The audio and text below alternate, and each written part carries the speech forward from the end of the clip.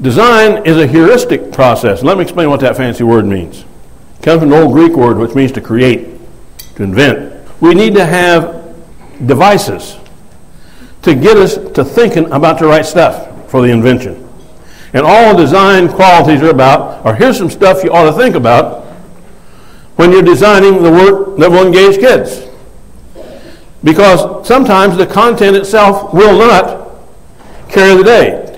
What do you do when you got kids, you want kids to learn something they don't care about? They need to learn the stuff, but they don't care about it. They aren't interested in it. It's not exciting for them, therefore the content is not going to engage them. And so to depend upon the content to engage them is to miss the point. Sometimes we say, well, we can make the content more interesting.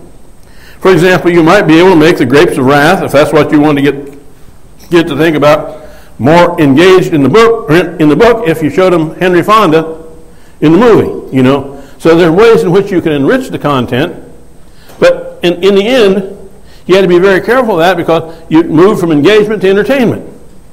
And instead of engaging the kids, you entertain them, and they still don't learn the content. So the real issue, the design issue, is how do we create work, and that's an activity, and there's no formula for that.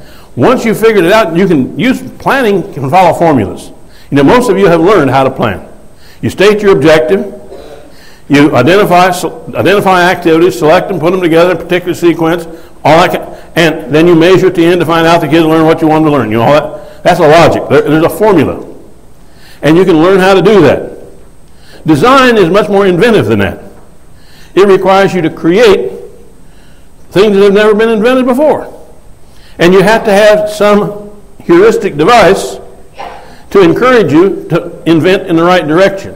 But the working on the work framework is a heuristic. It's a means of saying, here's stuff to think about when you're designing those products, exhibitions, or performances, because the products and exhibitions and performances, they give meaning to the activity, and that is why it's called work.